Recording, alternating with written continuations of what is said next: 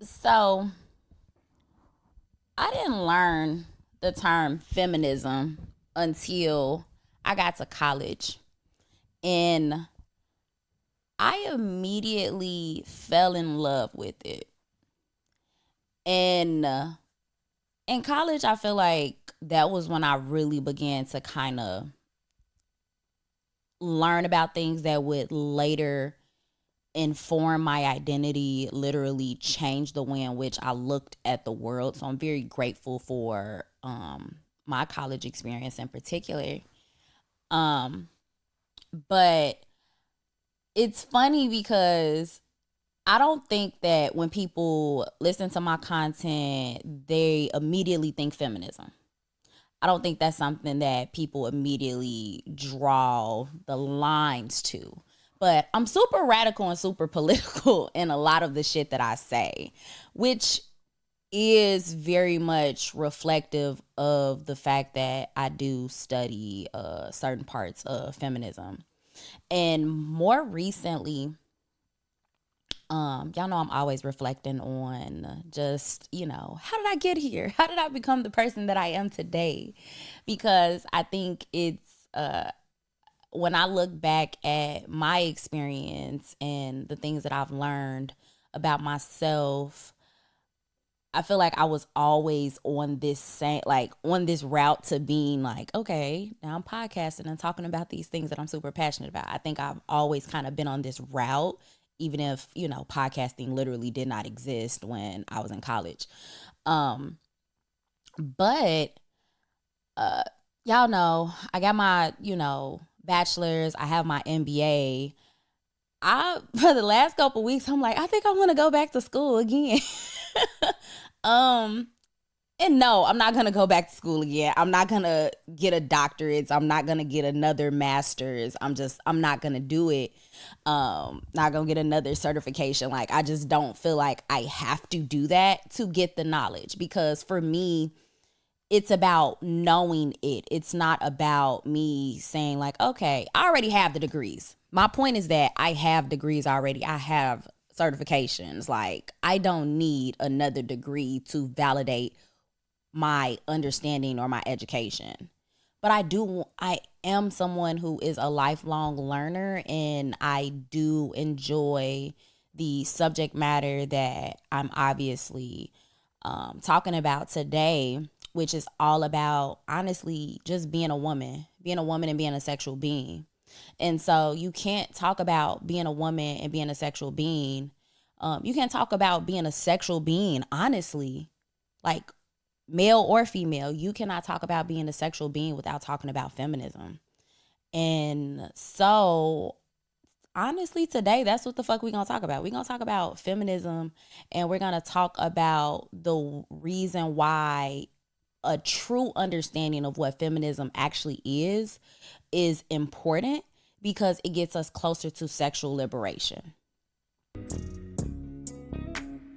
Welcome to Her None Matters, the podcast that dives headfirst into all things sex, pleasure, and empowerment. I'm Jody, your unapologetic guide to a more liberated sex life. Here we break down taboos, celebrate sexuality, and explore what it means to truly own your pleasure. So whether you're curious, kink-friendly, or just looking for ways to spice things up, you're in the right place. Now let's get to it.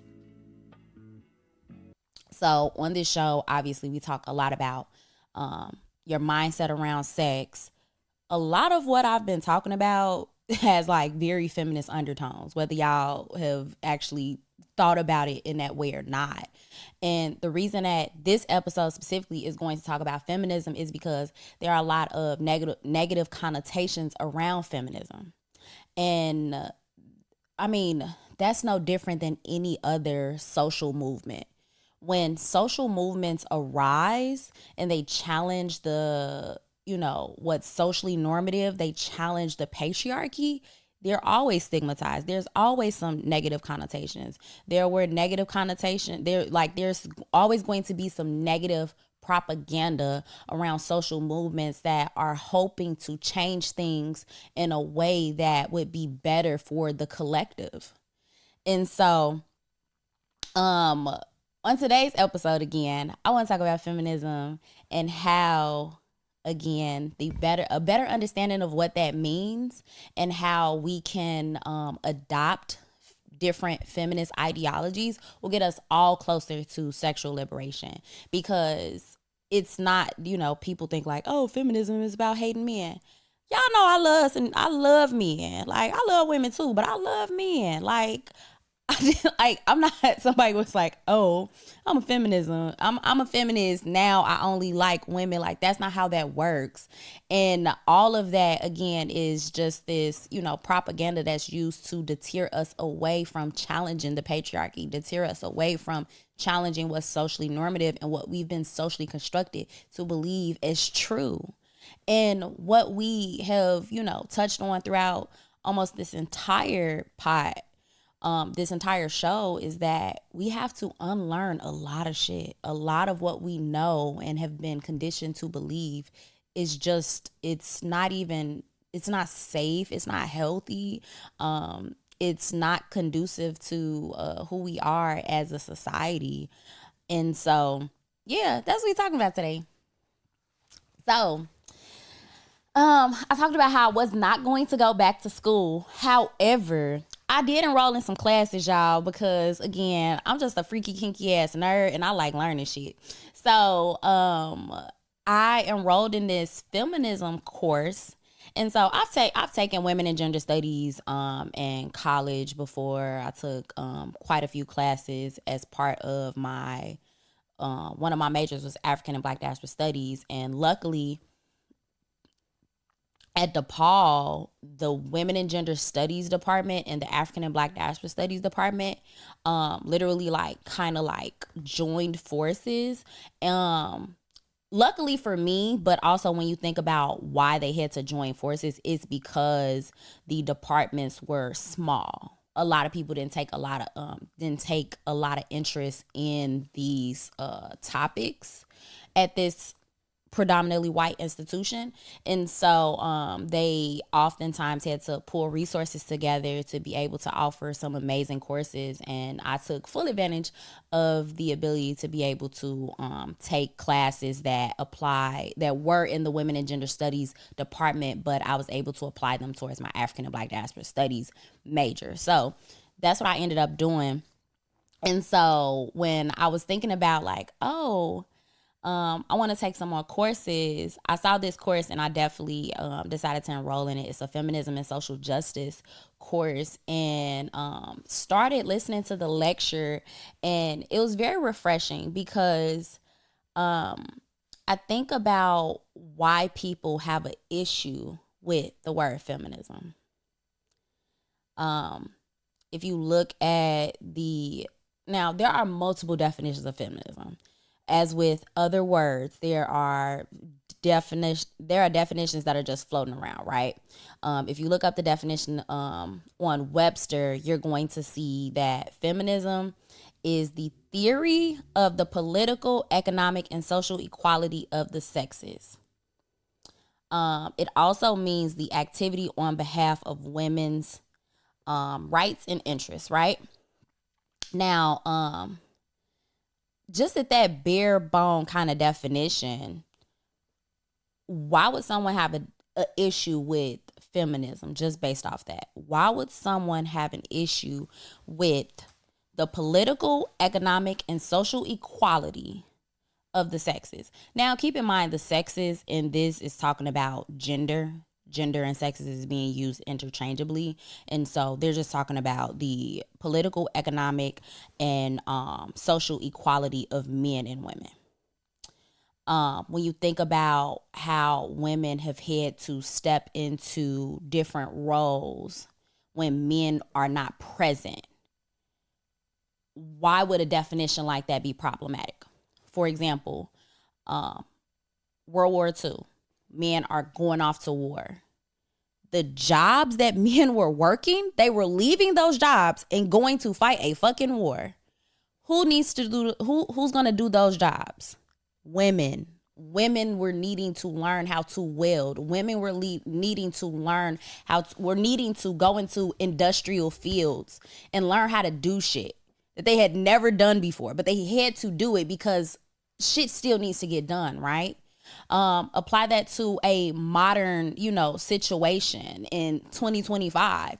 If there is not a man present, a woman still needs to be able to economically, like financially take care of herself, be able to make decisions as it relates to her body and her life and, her well-being. Those things still need to take place. And one of the kind of,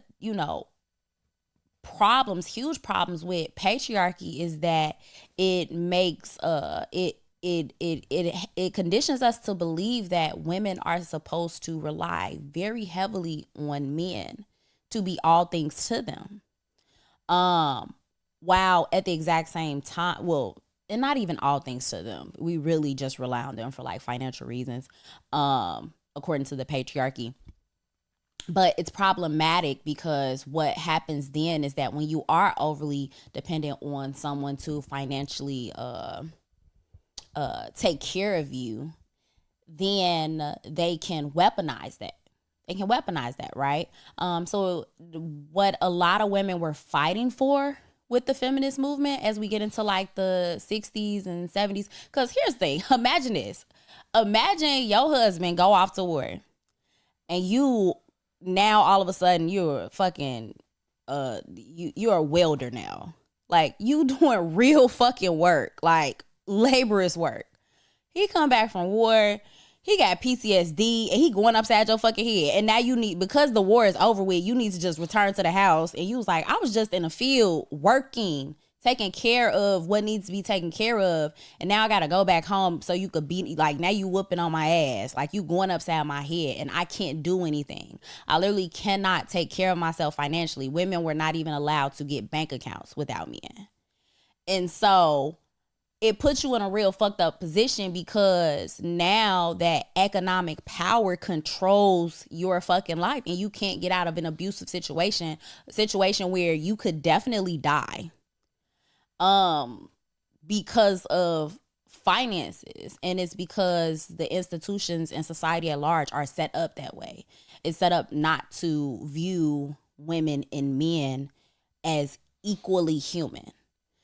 So that's one problem, of course. But it also makes you think about what does equality actually mean, right? And so equality is a tricky thing. I like to use the word equity instead, because of course men and women are not the same. Every woman is not the same. Every man is not the same. Nobody, no person walking this fucking earth is the same outside of the one simple fact that we are human and we are breathing air. That's the extent to which the equality starts and ends. Because as a woman, I'm going to go through lived experiences very different than a man. As a man, he's going to go through very different lived experiences. Add on racial barriers, add on economic standing and classes, education, religion, all these different things that literally make us have very different lived experiences. We can't talk about equality without talking about the fact that our literal lived experiences makes us not see the world the same. And it also makes us not interact with the world the same. And so what I like, honestly, about taking this course is that when you think about feminism as, honestly, it's just a movement. It's a movement that hopes to get us closer as a collective, as a society, towards treating people like humans with basic human rights. As a woman, as a Black woman too, right? Because women, depending on, again, race, religion, all these other things, all women are going to have different experiences. But it's very important for us to know that all of our experiences are different, and that even with all of those different experiences, there's still some basic shit that all of us deserve. Um, and so again, when you think about this idea of equality, right? It just means that again, we're being treated as human beings. Um, what we know to be true about just again the institutions that are in place there's not a equal distribution of resources. There's not an equal distribution of education. There are certain parts of the world where women don't have access to the appropriate postnatal care. They don't have the appropriate, honestly, just like literally basic human rights shit. They don't have access to. It doesn't help that recently Roe versus Wade was turned over in the US. What was that, last year or the year before? Like, that's some really scary shit, to be honest, for us to as a society, women in particular, women and allies of women's rights, to have fought for certain things that are now being taken away and being reversed. And in 2025, we're seeing a lot of reversal of a lot of shit. So it's not really, it's kind of a scary time. It's a very scary time. But also, what I want to talk about is that I keep using the word equality, and I said earlier that I like the word equity a little better, because even I think one of the most common misconceptions is that feminism wants the goal of feminism is for women to be treated like men, and that is not it. That is not it. I don't need you to treat me like a man for me to be able to get a job and take care of myself. The goal was never to be treated like men. It was to be treated, to be allowed, to literally be allowed to exercise basic human rights, to be able to take care of yourself. And I feel like if you agree, and I really want you to think about this, because if at the beginning of this episode you was all like, no, I don't like feminism because woo woo. Think about, like, literally think about this. If you're watching this, if you think that both men and women should be able to earn a living, take care of themselves, have access to the health care that they need, be able to be safe from certain types of violence, and the violence that I'm talking about that happens against specifically women, sexual harassment, rape, domestic violence. If you think that at a basic level, everyone should, be able to literally,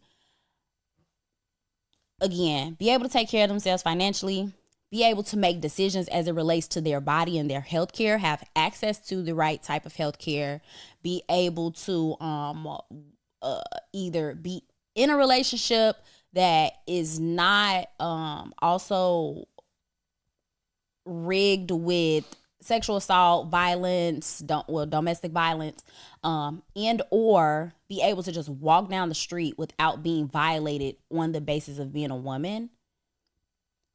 Then if you agree with that, if you agree that women should be able to exercise those things that at a basic level, you're not anti-feminism. You're not. Because what we know to be true as well is that times have changed. Times have changed. Like, and we don't live in a society where a majority of women are solely dependent financially on men. That's not our reality anymore. And part of the reason that it's not our reality anymore is because all the wars that were fought, and then women and children had to step up and then take on all these roles.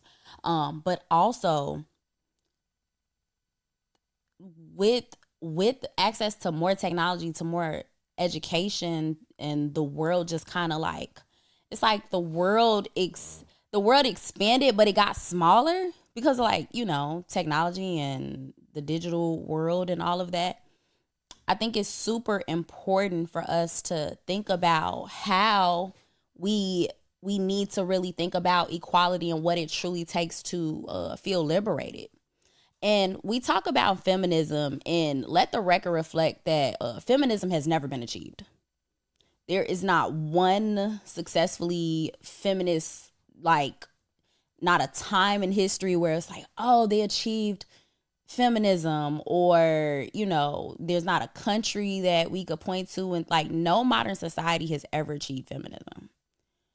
But just because no modern society to date has achieved feminism, I don't think that means we stop fighting for it either. Because we've also no modern society has achieved any real liberation from oppression, period. And to liberate one form of oppression is to liberate other forms of oppression too. Because we can't enter a fully feminist society, or we can't achieve feminism in the sense of treating people as basic human beings, as equal, as humane. We can't achieve that with the racial issues that we have going on, with the economic issues that we have going on, with poverty and all these other things. We cannot achieve that. So to talk about when I hear people say like, oh, they're anti-feminism, it's like, no, you probably just didn't agree with something that somebody said in the name of feminism and maybe triggered you. But I don't think, if you're you don't even have to be a good person. If you're a decent human being, I don't think you would be anti-feminism. That said, how does that tie into sexual liberation, right? Again, it's about this idea of being treated as a human being. And one of the things with being human is this agency and ownership of your body, the ability and the right to sexually express. And so, again, with patriarchy, there's a lot of shame around the kind of sex you can have, what's socially acceptable, and what's like that ditty, freaky, kinky shit that you're not supposed to be doing or you're not supposed to talk about, right? But to, again, feel sexually liberated, this has to go both ways, because we've already talked about in previous episodes about the very limiting, shameful ways in which we're conditioned as women, that women are conditioned to view sex, but also men, right? There isn't a whole lot of room for complete sexual freedom. That's why the 70s was so radical, because those hippies was getting freaky and doing shit that people wasn't really talking about before, right? Things like that are very radical. And it's also because the fact that they're radical, and the fact that it's a social movement, these are social movements that, again, are going against what has been typically seen as like, this is how society works, this is what's normal. And anything that kind of fights against that or contradicts that, or challenges that, that's the word, anything that challenges what's normal, what's socially acceptable, is now seen as strange, is odd, right? And that's where all of these kind of the negative propaganda, the negative connotations, that's where they are bred from. Because you have tradition, you have what's socially normative, and then you have all this other shit where it's like, okay, cool, the people that are uncomfortable with that don't want anyone to kind of like, think outside the box and figure out like, oh, I don't want to do what's socially normative. I want to explore something outside of that. That's why society conditions everyone to believe this same thing, because, okay, cool, now the systems and the institutions at place can continue to work and keep the patriarchy in place. But when social movements emerge and they challenge that, then now shit is like, problematic. But as it relates to, again, sexual liberation and sexual identity,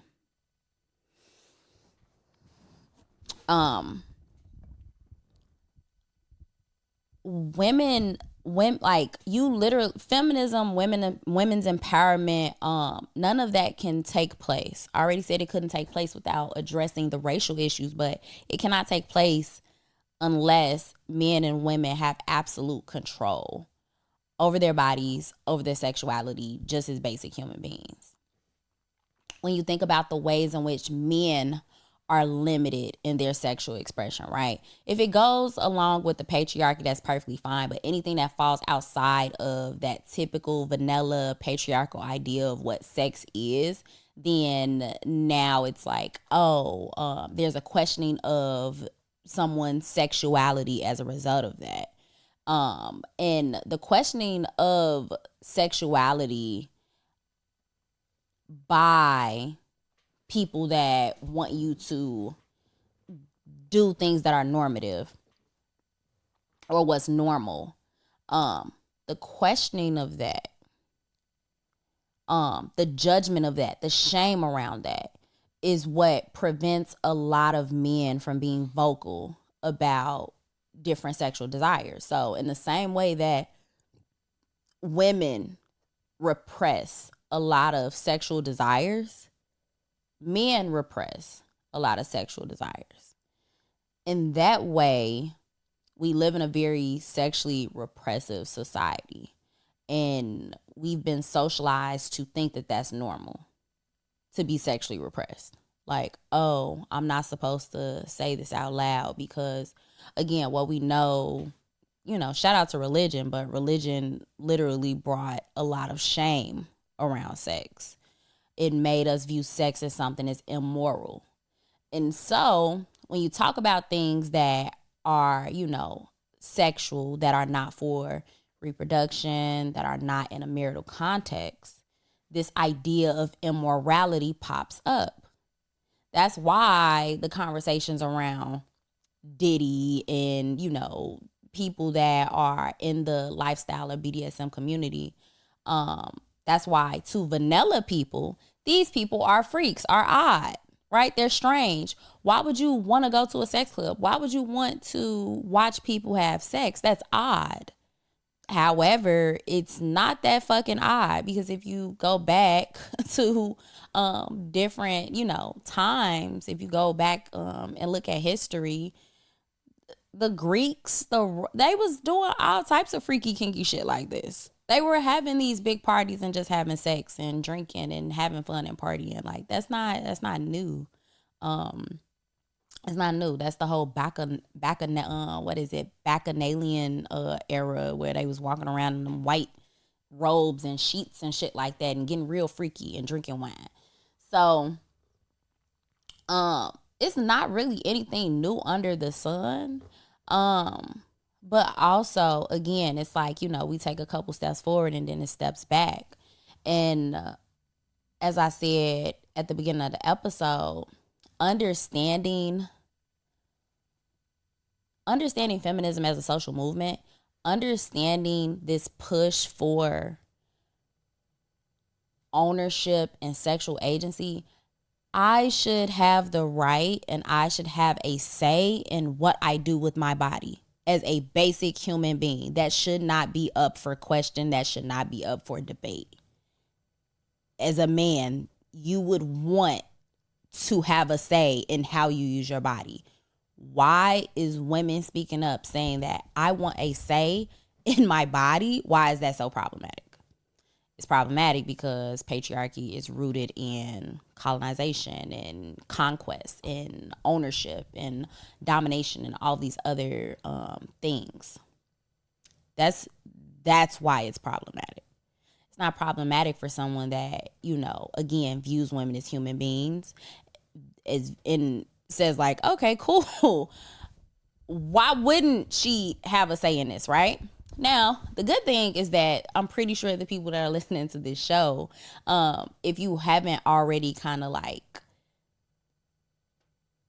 come to this conclusion, I don't think it will be far off before you get to this conclusion, but you understand the importance of when you are having a sexual experience with someone, as a man having a sexual experience with someone else, you understand that they should be a willing and active consenting participant. We had conversations about consent a couple weeks ago.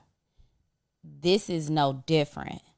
And so saying I should be in control of what happens with my body is a conversation around consent.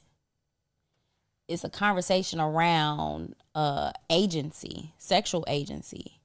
And that is something that, again, at the basic human level, both men and women should be able to exercise. Like, there's no way around that. And so, yeah, I think that when I first started the podcast and I was talking about sex and stuff like that, again, I knew that I had this. I've taken these classes before. I've taken feminist studies classes before. I didn't start talking about sex as like, I'm going to be a radical feminist talking about sex. That's not what it was. It was just always in the back of my, like, it was always something that, again, some knowledge that I already had. And now I want to be a little bit more intentional and a little bit more vocal around that, because I think it's important that we don't fear social movements that are asking us to question why we think the way we think. Because you don't have to agree with everything that every feminist has ever said. I would never tell y'all that, because I don't agree with everything everybody says. Like, I might agree with this, I might not agree with that. I would never tell you guys to agree with everything just because it's a part of the social movement. Still be able to think for yourself, still be able to think critically, and still be able to question things, right? But I definitely think that we should all question the ways in which we were conditioned to view certain things. And I think we need to figure out what ways in which the either different social movements or even like just social theories, these theories, how they inform the way in which we view sex and how we view our relationship to our bodies. Because a lot of people don't have good relationships with their bodies. A lot of people do not want to explore their bodies. And I think that needs to change. I think we still have a ways to go. I think we've made some progress, but again, it's like we take a couple steps forward and then we taking steps back. I get on social media and I hear all these people talking about bring shame back. It's like, shame ain't went nowhere, because here you are in the comments trying to shame somebody. Like, I think that understanding the damage that's done is also important. I think it's important to understand the damage that we do when we continue this culture of shame, when we continue this culture of repression. I think that's important. And yeah, that's what I got. For today's episode. I don't want to go off into too many other things, because again, those can be kind of like episodes on their own. But I think with this one, I really want y'all to just challenge the way in which, like, think about why the first time you heard the word feminism and why it was either good or bad. The first time, we've talked about, the first time your earliest memory of sex, whether it be overhearing somebody talking about it, you seeing something that you wasn't supposed to see, hearing something you wasn't supposed to hear. Like, it's the exact same thing. At the end of the day, Her Nut Matters, and even this kind of transition to, it's a reason that Her Nut Matters is positioned as a radical movement. And I wasn't going to be able to make too many more episodes without specifically talking about feminism. I'm going to have to specifically talk about the racial aspect, as it, the intersectionality of race and sex. So these conversations need to be had. We need to challenge these things. We need to be able to reinvent and redefine things in a way that moves with society. I don't think nothing should stay the same forever. If things around are changing, we have to be adaptable. We have to change with the times. And so, yeah, that's what I got for today's episode. What else? I hope y'all coming to Rose Gold. That's all I got to say on that, because Rose Gold gonna be lit. If you are coming to Rose Gold, make sure you come, say hi, tell me that you listen to the pod. We could chop it up at Rose Gold. It's gonna be an amazing event. I talked about it multiple times on previous episodes, but yes, if you are not in the Chicagoland area, please make your way to the Chicagoland area so you can be a part of an amazing initiative, which is all about giving guidance and mentorship to some really amazing young men and helping them reach their full potential, tackle their dreams. So yeah, it's gonna be an amazing initiative, and I got some other shit that's in the works, but yeah, y'all will find out about that on Patreon probably. I do gotta drop some more Patreon content. I am kind of backlogged with the Skinamax episodes, but I promise y'all I'm gonna start dropping those. I actually might drop a couple just regularly, just because I'm like, sorry, it's on me that the Skinamax episodes haven't been dropped yet. So, as a gift to y'all and an apology, I think I'm gonna drop a couple of those regularly, but the rest gonna be in Patreon because I'm really backed up on the Skinamax editing because I recorded a lot of them and I did not edit when I was supposed to edit, so that's on me. But yeah, as always, don't forget to like, share, comment. Reach out to me if you got some questions, if you got some ideas. I like engaging with y'all. Y'all typically be shooting me DMs on Instagram, which I guess is cool. Shout out to the YouTube though. Like the people that's watching on YouTube, y'all actually be in the comments commenting and shit, and that's the shit that I like. I don't know why y'all don't be really commenting on Spotify and YouTube, but that's cool. I'll take it wherever I take it. And yeah, that's it. I will holler at y'all next time. Bye.